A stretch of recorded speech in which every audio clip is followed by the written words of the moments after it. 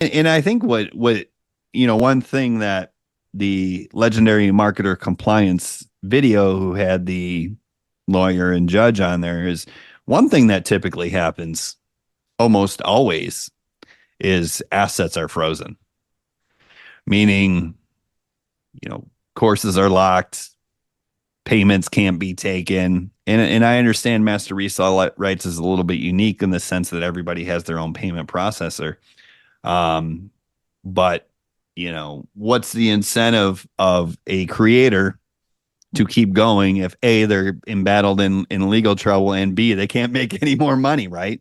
And that's what comes down. Like he said, it gets to the point where everything is locked, all assets are frozen, bank accounts, to the point where while you're in this case, you got to get some sort of stipend from the FTC just to pay your minimum viable expenses, and that doesn't include your $10,000 a month mortgage or anything like that. So those things end up getting sold off, and then those assets get frozen, and it's really messy. It's just part of the proof that, hey, compliance is a big deal, and it's not something to be scared of.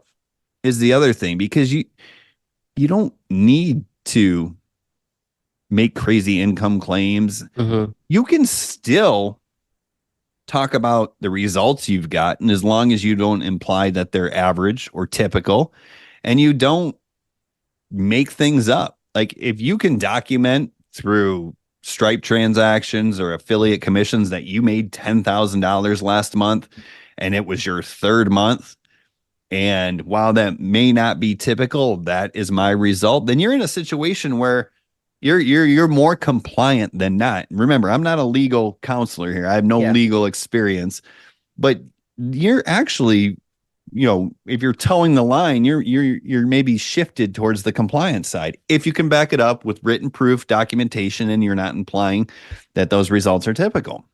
Yeah, you can prove that the income you've made is the actual income from the thing that you're promoting. You get me? A lot of people realize, yeah, I made 10K a month. That's why I start this course. But at the same time, those 10K a month was probably a bunch of different programs, a bunch of different products that you're promoting. And that's when it gets misleading. You get me? So if you can tell them I made 2,500 from this program, that's all you can talk about. You get me? Because you're promoting that program. But if you made extra money on the side, you might not combine it, you get me, and make it seem like, okay, this one program got me all that money, right? So it's like you gotta find ways to, like, I guess, talk about, your earnings. Because I know you can talk about your earnings, everybody does it. And it's public information too, for big companies as well. You know how much money they're making. You get me? So I don't know, you have to just play with it. Yeah, and it's not one of those things where you can't just put a disclaimer on the bottom of your website saying these results are not typical. You got to let people understand. But that was the point, I made earlier is like, okay, let's talk about that. If you say, hey, guess what? This is a real legitimate way to start learning skills that can, over time, provide you with an opportunity to sell stuff online. That's exactly what it is. So who's going to be interested in that? People who are serious about selling stuff online. You attract a better clientele. Alex Hormozi, who everybody pretty much knows because he's pretty big in the content game now, he's the one who gave me permission to sell with logic versus just selling with an emotional sales pitch.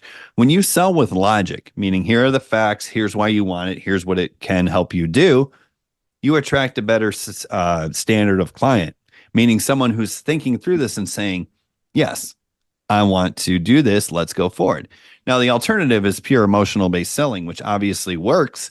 But now you're getting to a situation where you're bringing people in who are not making rational decisions.